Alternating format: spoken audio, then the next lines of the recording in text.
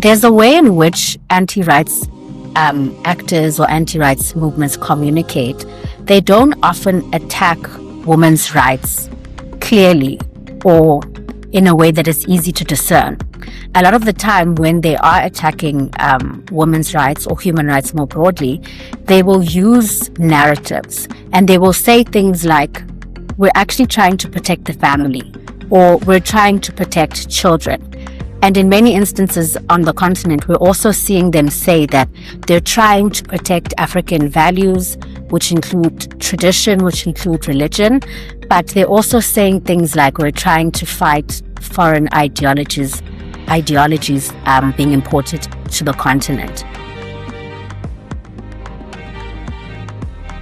Hello, everyone, and welcome back to the Africa for Dummies podcast, the A4D podcast, where we break down African politics, history, and culture, as well as current affairs in the ways that make sense to you. I am your host, as usual, Zenge. What is unusual is that my co-host Nathan, will not be making it today. But we actually have two very special guests, of which one will be actually co-piloting this episode. So this is a special for International Women's Day, where we will be highlighting the vital role that women are playing in shaping human rights, justice, social change, political, economic change across the continent of Africa. I am very excited, first of all, to introduce Sibusisiwe Ndlela, a human rights lawyer with over 8 years of experience in strategic litigation, legal research, and advocacy across Africa.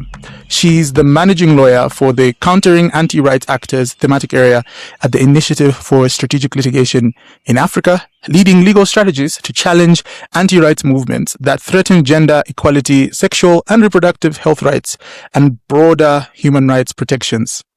Welcome to the podcast, Sibusisiwe. I hope I pronounced your name correctly. Hi, Zenge. Thank you so much. You did pronounce my name correctly. Thanks. Excellent. It's always good to know that you got it correct. So then we also have Maram Mahdi, who is going to be co-piloting this episode with me today. So we're switching things up a bit. She's a researcher at the Institute for Security Studies, ISLA, and a scholar of human rights, bringing her expertise on security, governance, and human rights issues across the continent. Welcome to the podcast, Maram. Thank you, Zenge. Glad to be your co-host for today. Sure, yeah. So why don't you lead the way with the first questions then? Okay, so women taking it over. No, thanks very much, Zenge, and thanks to Sibusisiwe again for joining us this evening. Just start off by telling us a little bit more about yourself. What do you do? Just in general, a little bit more about your organization and background. Thanks, Maram. I'm so glad to see that women are taking the lead. Right now, I work at the Initiative for Strategic Litigation in Africa, which is a Pan-African and feminist organization that uses, among other things, the law as a tool for social change. We have a number of broad thematic areas that include violence against women, women's socioeconomic rights, and countering anti-rights actors, which we call CARA. And that's what we're going to be delving quite deep into today. So essentially in CARA, we focus on resisting the anti-rights movement on the continent. And this is born out of the recognition that anti-rights movements are increasingly becoming more coordinated and more intentional in how they engage in the African regional human rights system. And they essentially pose a systemic threat because they seek to drive regressive agendas that seek to undermine women's human rights and human rights more broadly, as well as legal institutions and even democracy. So at ISLA, we have a number of different ways of working, which we call priority areas. And just roughly, the first one is building partnerships for social change, which houses our feminist litigation network, which is our pool of network lawyers, which we train and which we engage when we litigate strategically across the continent. That also houses our collaborations across the organization. Another priority area we have is producing knowledge for social change, which houses our work on research and publications. Then we have a priority area called strengthening capacity to litigate strategically, which focuses more on capacity strengthening. And then last but not least, we have litigation for social change, which is the strategic litigation arm of the organization. And that is where I'm based. And for the most part, we are using strategic litigation to oppose the lawfare that is posed by anti-rights actors. So broadly, when I say lawfare, I'm talking about the strategic weaponization of the law to drive ulterior motives. So yeah, that's a bit about me, a bit about ISLA. So yeah, no, thanks for that, Sibusi. I think it's great, but to maybe pick up on that last point that you touched on, in terms of lawfare, and I think some of the legislation that is in place. So maybe if you can speak a little bit more about what actually is the anti-rights movement. I mean, it's not a term that I think a lot of people know and are very familiar with. So what is the anti-rights movement with respect to women? You're right. It is a term that isn't really employed in common speak and probably not in podcasts as well. But when we talk about the anti-rights movement, we're talking about networks of different types of actors that include individuals, organizations, and even sometimes state actors who work to roll back on human rights standards and democratic principles more broadly. So what they do is they target different human rights and they also target different issues. So just by way of illustration, because we are talking about women, some of the issues that they target more intensely or disproportionately are issues around sexuality and gender, which would obviously include women's rights issues. Prominent women's rights issues include things like access to abortion, access to contraception, and of course, gender-based violence. But we're also seeing them creep, of course, into the private sphere, including through family law. So when people say anti-rights, I usually refer to the term anti-rights more broadly, but some people prefer to use the term anti-gender movements to foreground the fact that the particular type of anti-rights movement that they're dealing with is one that focuses disproportionately on sexuality and gender. So there's a way in which anti-rights actors or anti-rights movements communicate. They don't often attack women's rights clearly or in a way that is easy to discern.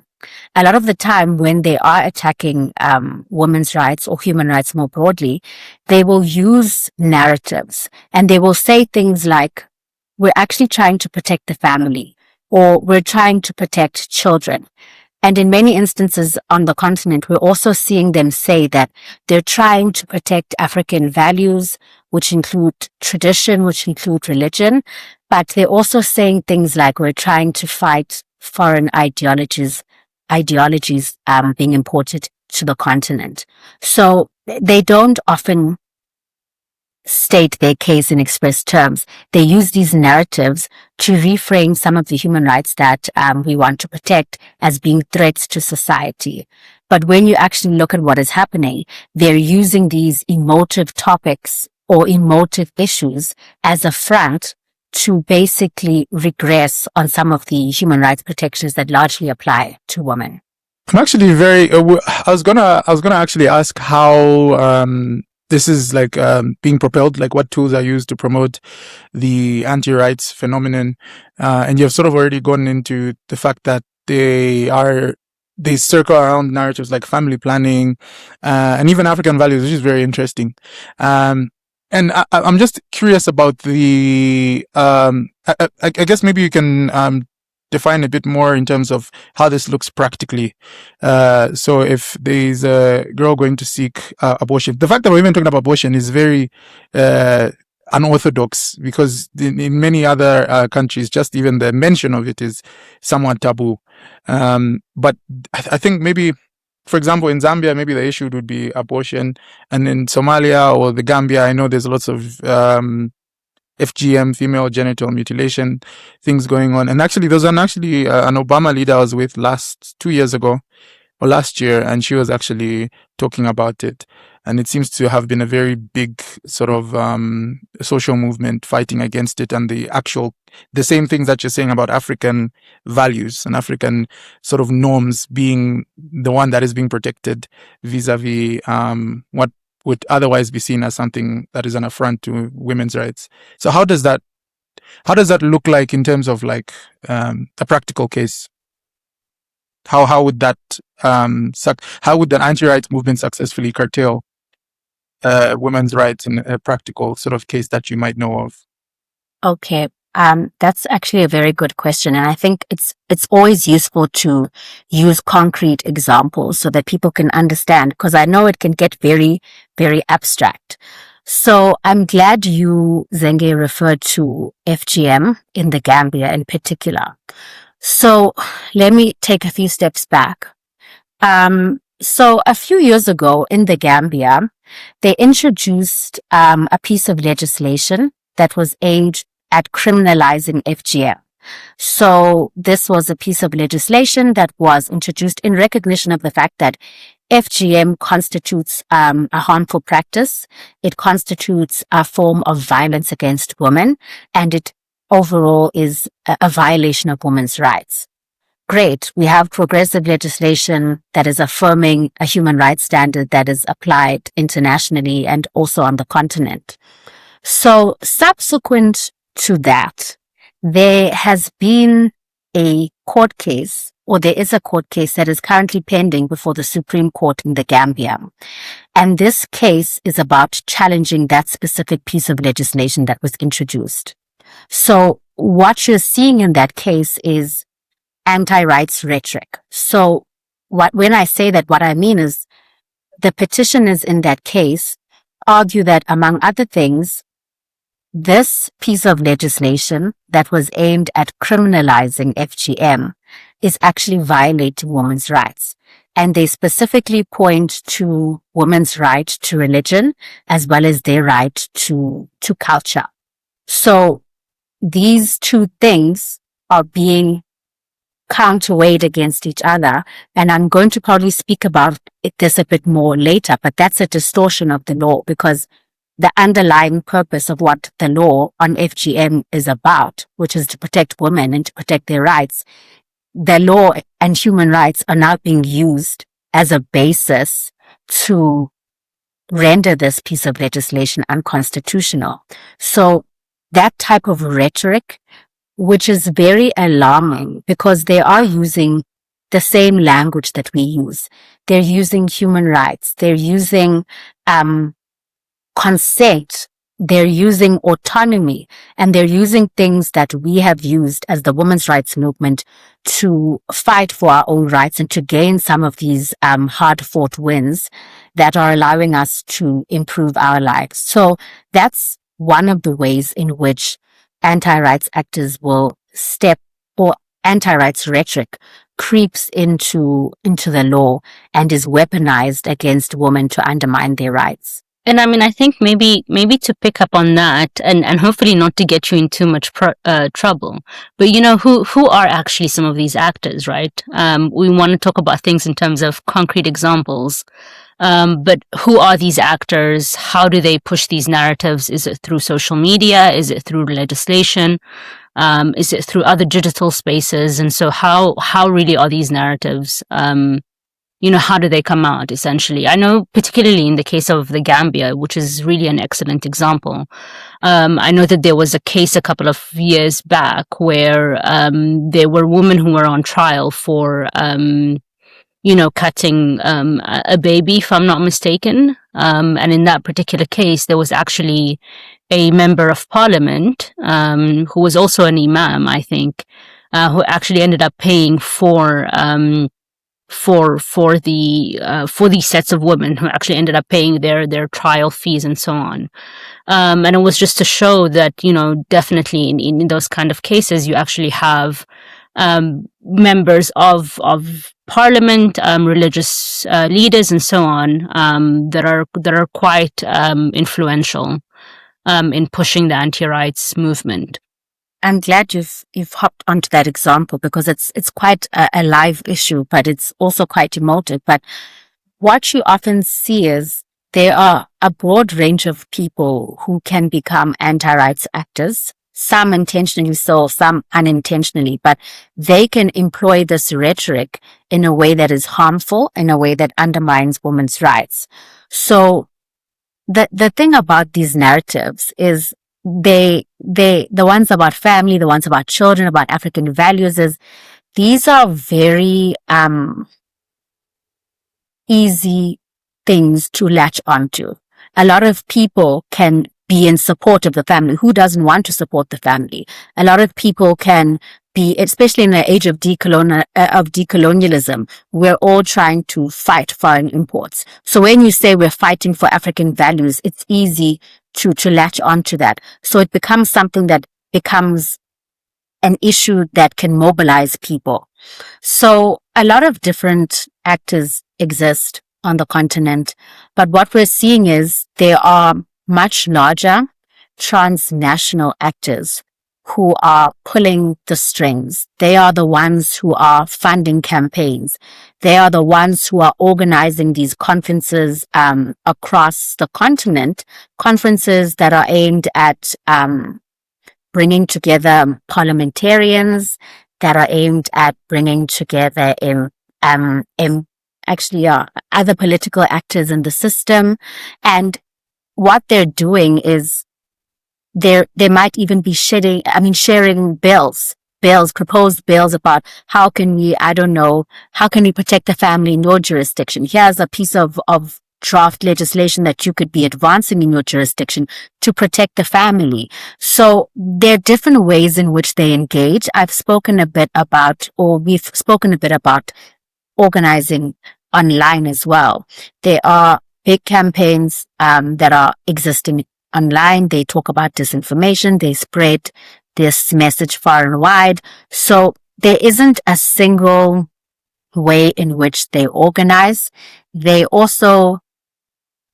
speak to traditional leaders. They speak to religious leaders. They speak to parents. They speak to teachers. They potentially can be mobilizing any number of actors who can be in support of some of the messages, because they've been very successful at bringing down these narratives to the person on the street and getting them to mobilize around them. But I think what's more important, for me at least, is these larger actors, these transnational ones. Those are the very dangerous ones that I believe are taking precedence from one place and transplanting it to another. They are the ones who are now taking initiatives on a regional level. They're not just being restricted to particular domestic jurisdictions. They're organizing regional conferences, bringing together judges, bringing together all of these different people who are quite important in the process of interpreting or even passing legislation as well, interpreting the law or passing legislation. So those big actors are the people that I think are quite problematic. I think you've sort of given us I actually didn't know the transnational aspect of it. What I wouldn't be surprised by is sort of the right-wing movements, particularly the influence of different pressure groups. And it's not always right-wing movements. It's just those who are maybe conservative, religious pressure groups that finance or remove financing from things like Planned Parenthood or certain access to certain sort of health or reproductive rights. And that was talked about a lot with the sort of the coming in of Trump or even previous conservative governments. How does that because the question that I'm trying to get into is the Roe versus Wade one, but I think Maram can explain that a bit in more detail. But I'm a bit curious about the external involvement and how like politics from other countries affect and are transplanted to politics in Africa. Perhaps before we get to you, Maram, sorry to interrupt. So we all exist in a global context. So a lot of the advancements that are happening across the world, the trends that we're seeing across the world, we are not really immune to them. So what you're also seeing with the anti-rights movement is their advancements and their strategies are aligned to much broader political shifts that we're seeing in political systems and international law and the like. So what we're seeing is there's clear backsliding when it comes to democracy. More and more people are living under repressive regimes. There's a rise in authoritarianism and far-right movements, as you mentioned, Zenge, and they are part of the people and the groups of people who are embracing conservative ideologies. And we're also seeing things like anti-migrant groups. That, for me, is also very much a part of this much broader question of sovereignty, of nationalism, and more importantly, also with what is happening with the Middle East and the US and Israel. There are significant attacks to multilateralism more broadly, and we're seeing even international law, which has its established rules and principles, we're seeing that being undermined quite consistently. So these are things that contribute towards the things that we're seeing happening on the continent. It's making it easier for us to undermine some of the progress that we're seeing, or these are things that are all related. It's not separate. These feed into each other.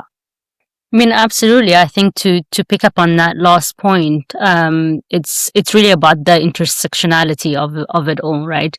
Like you mentioned, the sort of the authoritarian regimes that are growing in Africa, the backsliding of democracy, it's all mixed to the impact that this has on women. And so the anti-rights movement seems to have gained a lot of prominence, right? And I'm just wondering also a little bit why that is. I mean, beyond sort of the influence of other sort of democratic backsliding or so on, is there like a specific piece of legislation incident that we can really pick up on and say, okay, this is the reason as to why we seem to be backsliding in terms of women's empowerment, women's education, progress, and so on. I'm not sure if there's like a particular event or moment.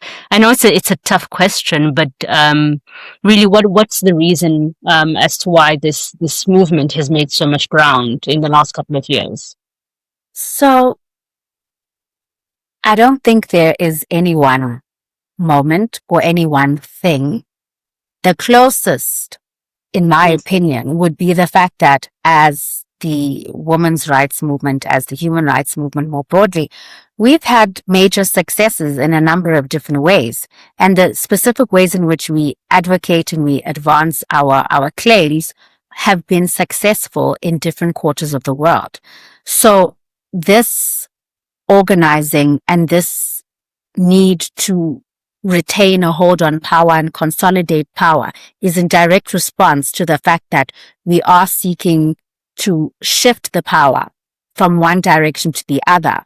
And so this response is aimed at getting things back to things that are, or getting the power back, basically. So I think that is the closest thing that I can think of as the one component that could be contributing towards this. But I mean, the broader global and political shifts are, in my opinion, the biggest contributor to why we're seeing anti-rights actors organizing in particular.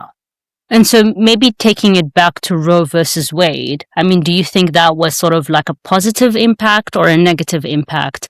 Or more broadly, like what influence did it really have in Africa? I mean, if you see, a country like the US who has made so much strides over its, 500, 600 year history, in terms of women's rights, now backsliding, what does that mean for us in Africa? Because the legal systems are very separate, there isn't a direct legal effect for the overturning of Roe v. Wade. And that judgment of the Supreme Court of the US, which is Dobbs v. Jackson, I don't think it has that much direct legal import. What we're rather seeing is that becomes precedent that is used as a form of comparative law for movements or people with similar views to advance claims to challenge constitutional rights. So, in my opinion, the biggest implication that the overturning of Roe v. Wade has is it has emboldened anti-rights actors.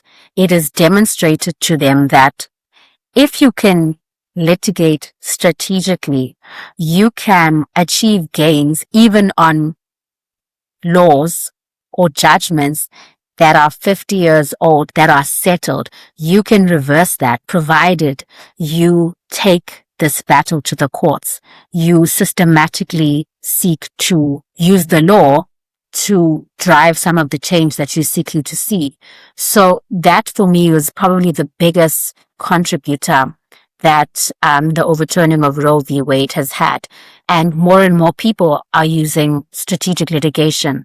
They're recognizing that the law can be their weapon, the weapon to oppress. They're also recognizing that courts can become their battleground where they can advance the type of arguments or create the world that they want to see, essentially.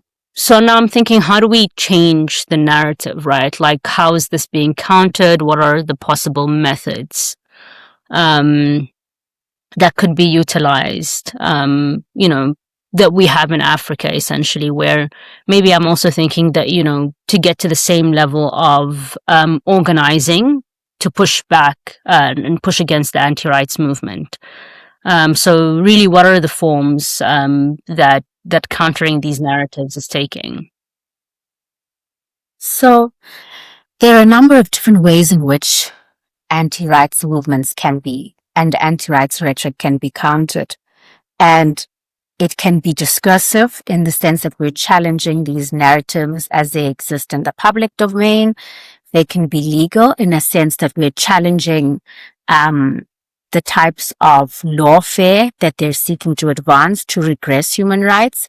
So the answer basically lies in whichever forum that we seek to engage. But essentially, anti-rights movements pose quite a systemic threat to the human rights system and democracy as we currently understand it.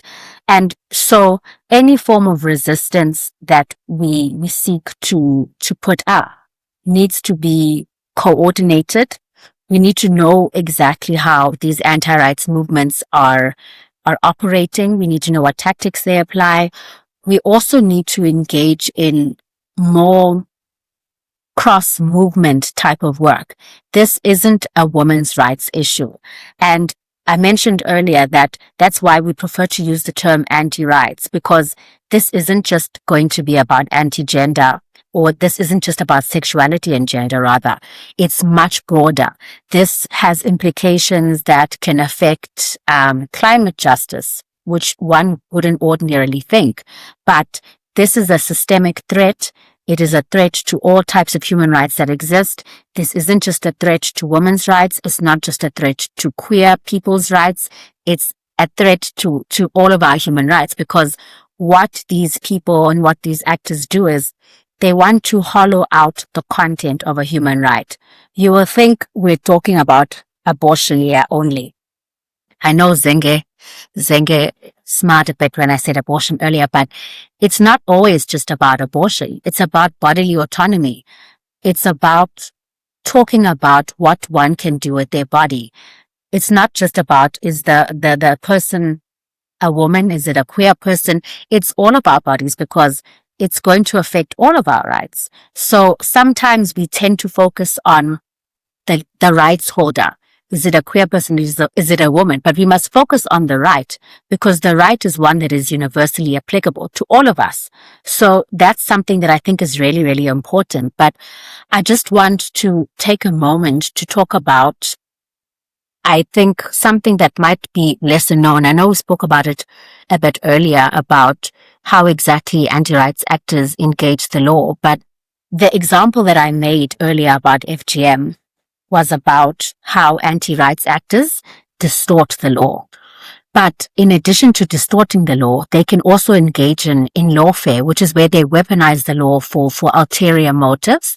And this can include things like slap suits, where they seek to silence dissenting voices. They can seek to deplete people's resources. They can gag people from speaking out. So it is something that is quite opportunistic and strategic in the way that they use the law to undermine rights more broadly. I was at like a early childhood marriage event. Apparently, Zambia is a champion for early childhood marriage. So I wanted to give an example. And Please, yeah, maybe go ahead. But I must say, I'm not always the best authority on all of these things because it's quite intersectional. Sometimes it can be about violence. Sometimes it can be about something else. But maybe pose the question and then I can see if I can answer it. yeah. Okay. So no, I went to this launch for an early childhood marriage report. Zambia happens to be the AU champion for ending child marriage in Africa. And apparently there's a lot of legal loopholes all over Africa when it comes to ages. And something here said more than half of the girls in Sahel have at least, some people have at least attempted to marry them under the age of 18. But here's the story I wanted to say. It's very short, really. There was a family friend of ours from the eastern, and it's very prevalent in eastern Zambia, the eastern province. There's a family friend of ours, and he was in it's like somewhere in his village area, and they were marrying off a girl that was like 12 or 13, and he came and obviously he lives in Lusaka and he was just visiting the rural areas. And he came and intervened and said, hey, this is wrong. What are you guys doing? This is insane. A small girl, basically underage, marrying a pretty older guy. And they basically rejected him and said, why don't you have your own kids? And you go get married.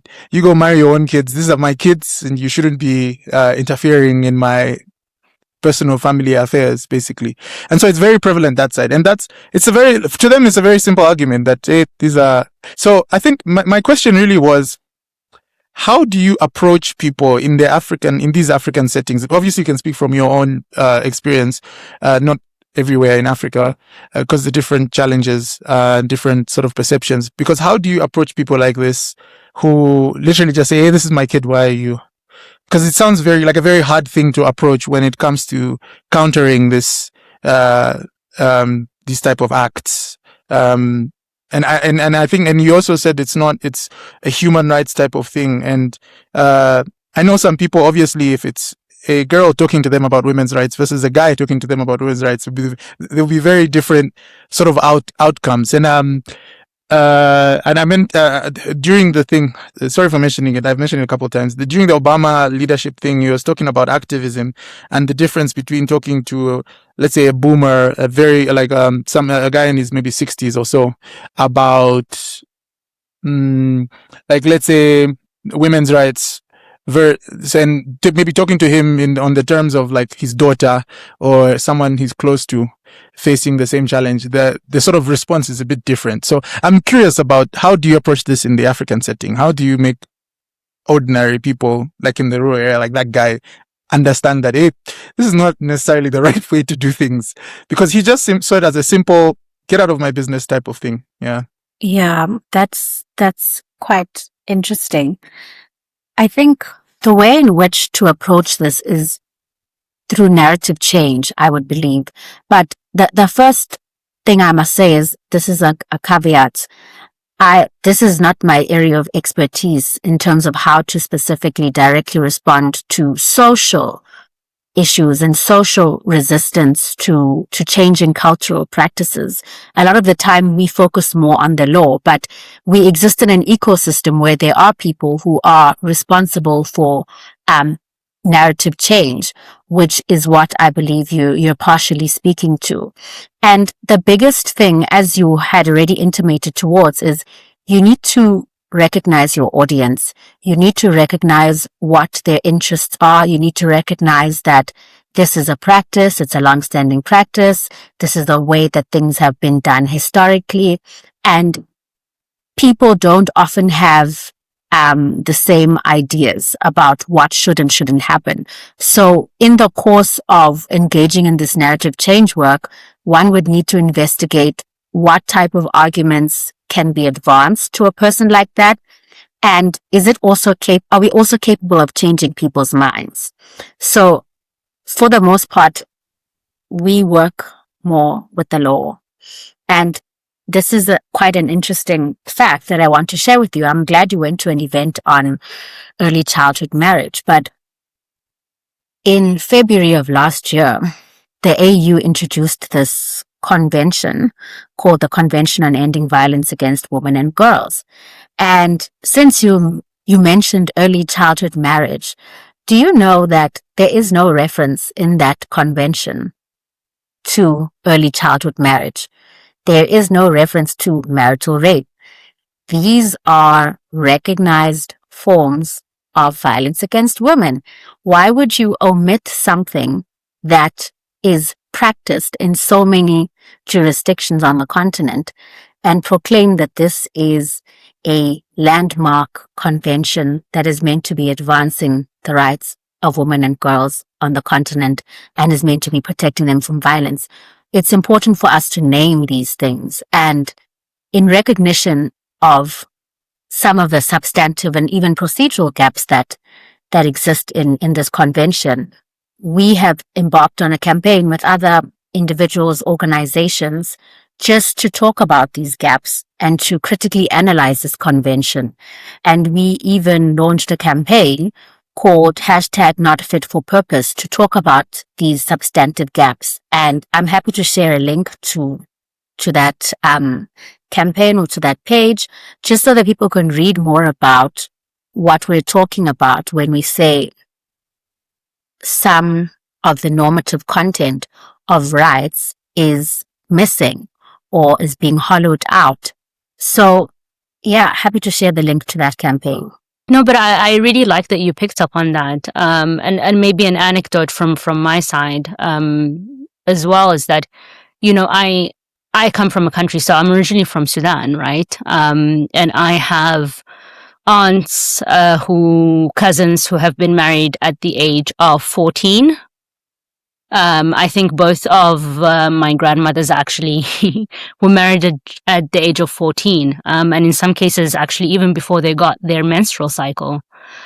So very much in so many biological senses, and I think in so many different ways, really children. It's not just a question of age in terms of whether they're 18 or not, but also in the pure fact that they were purely children. So it's something that's very prevalent, and I think to hear that the African Union policy that you referred to, it doesn't make reference to early marriage or forced marriage or even honor marriages, which really take place in a lot of the North African countries that also tend to be Islamic, and it's part of what is our Sharia law. I mean, that's something that I think is really a big gap. Yeah, Zenge. Could you define what exactly are honor marriages for those that are initiated? So basically, it's if a family finds out that their child, that their girl child, has either been raped or in some cases has practiced sex, premarital sex of her own decision of volition. In that case, they force her to marry her victim. Her perpetrator. In that case, or if she did it also of her own accord, it's then the same thing of, you decided to do adult things with that understanding. So this is the person that you now will be with for life. And so that's quite common actually in the context of the ongoing war in Sudan. It's happened, quite often where, I don't have the stats on it, but it's become quite prevalent, where, there's been a lot of sexual abuse and violence and rape. And unfortunately, the women that get raped actually end up having to marry their perpetrators. So it's really quite shocking. It's horrendous, but there's very few protection mechanisms, particularly in the case of Sudan, like I'm talking about now. There's very few protection mechanisms, which is really sad. But yeah, I think the AU policy, I think it's great to see that you're doing this work to see how it can actually be revised, and that more protections and legislation can actually, and policies can actually look at this a little bit more. But there's also another piece of legislation that I actually was interested in. And that is let me make sure that I'm getting it right. But I think the AU is also introducing something that's titled, it's a proposed policy on African Charter of Family Sovereignty and Values. And I mean, how do you think that is going to be framed? Is it, sticking similarly to the same African values and traditions? Or is it going to be more progressive in terms of how it defines what are African values and family, essentially? The AU, it's the AU convention. So it's not actually even a policy. It's a regional convention. This is the violence one. But on this proposed one that you're speaking to, that is the draft African Charter on Family Values and Sovereignty. I'm glad you've brought it up. It's essentially an anti-rights instrument. It was introduced at one of these conferences, these interparliamentary conferences, where they tabled this draft charter. And what it essentially, what it says it does is that it's aimed at protecting the family, but it's also aimed at protecting state sovereignty. And when they talk about state sovereignty, they're specifically talking about the state's sovereignty over education systems, over natural resources, over health, and over education. So if you just read it fleetingly, you might think it might be a good thing. You might think it's something that could be a good document, but it really, really isn't. And it's a draft document.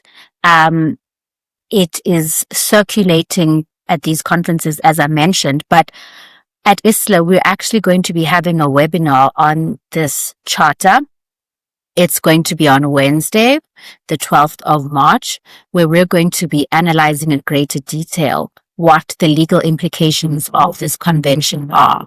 But just to give you a bit of a snippet or a teaser about what our preliminary view on this charter is, this is actually a charter that is aimed at creating an alternative to a lot of the human rights obligations that already exist in the African regional human rights system. It's not just an alternative, it's opposed to a lot of the human rights obligations that currently exist.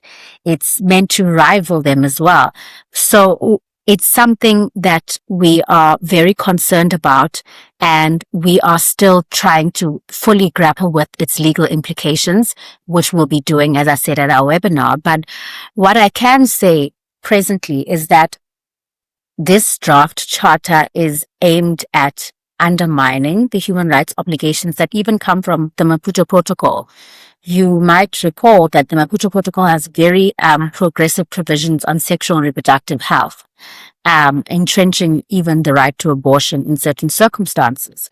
But what this convention or this charter, draft charter, if it even makes it through the AU system and becomes something that is binding, what it's threatening to do is to allow states an out from some of these obligations, or potentially allow them an out. So yes, we will be discussing that in more detail. Another concerning thing is it's aimed at creating almost like a treaty monitoring body that is going to be responsible for monitoring state compliance with this draft charter, but also interpreting the provisions of the charter, which stands in distinction from other human rights treaty monitoring bodies in the African regional human rights system, like the African Commission, the African Committee of Experts on the Rights and Welfare of the Child. So it's almost like this alternative accountability body that they've created for themselves using these gutted human rights frameworks that are devoid of any normative content. So it's like they've created this forum with their own human rights instruments to hold themselves accountable to something that is opposed to what we understand are human rights norms and standards. Very, very concerning, but I will share the link to the webinar. I mean, really scary, right? Like we're in very scary times. Yeah. That there's so many contradictions and such legislation that's being put up. Um, but to maybe try keep it positive. I mean, what are some of the success stories that you have? And again, we need to fight against these things. And like you've mentioned, there's various strategies, there's various measures that your organizations and others are taking. But I think, what are some of the success stories that I think can help inspire hope as to how we can challenge this moving forward? One of the successes, I would believe, on resisting and holding the line on women's rights more generally is this campaign that we've started on the AU Convention on Ending Violence Against Women and Girls. And what we did when we first saw the convention is we took a step back and we decided to analyze it in law, and we brought together a broad range of feminists, lawyers, researchers who work on violence against women, and we conducted a line-by-line analysis of the convention to ascertain to what extent it is aimed at improving women's lived realities. So we then conducted a legal analysis, and then we basically built a campaign called the hashtag Pause for Purpose campaign. And we've rallied together a number of different women, people, organizations that essentially have said that they want human rights protections that are meaningful, that are capable of changing women's lived realities. So I believe that's one of the positive examples of what coming together and standing together in solidarity can achieve if we are vigilant about these human rights protections, and if we seek to protect them, we can use the law as I've said before. Yeah, that's actually a pretty positive sort of action plan. And it's not just one about sort of the very, very negative stories that we are hearing. I think the last question I would like to ask, which we have asked many of our guests before, is what is one question in your career/field you wish you could be asked but haven't, or rarely get asked? Just take a stab. It's a tough one, yeah. Yeah. Yeah. That's really, really tough. Mm. I think a question that I think is worth asking to women and to people in their field is it worth it? Are you making any progress? Is there a meaningful impact? And I can honestly say that I'm always so grateful to be part of the feminist women human rights movement, because it is creating hope in my own life. It is showing me that I have an active role in making sure that the world is a better place for women, but it will be a better place for women even after me as well. So that would be a question that I would like people to ask and to even ponder on a daily basis. Is it worth it? Yeah, no, that's incredible. That's absolutely an incredible thing to actually ponder on. That could be an episode in itself.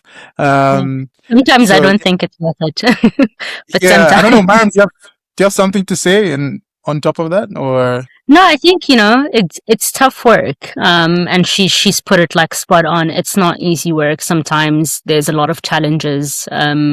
Sometimes I think you start to become a little bit paranoid, especially working in fields that are so like male centered and male dominated, where you think to yourself, oh, am I constantly being prejudiced or kind of marginalized because of my gender? But then I think at other times you just need to really understand that these are our struggles, and this is the value add that we bring, and that if we weren't here, I think it would be doing a disservice not only to us but to society at large. I mean, I think of the field that I'm in, and if we weren't present, I think that would have such a negative impact. So it is a struggle, but I think that, human rights generally it's a struggle.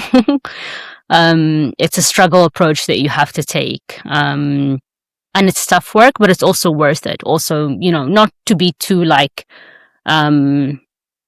symbolic or sentimental, but it's really for the generations that also we leave behind, and we do it with that thinking in mind as well. So for International Women's Day, I think we need to keep the fight going. Yeah, I think Sibusisiwe has given the question and Maram has given the answer. She's just said it's worth it.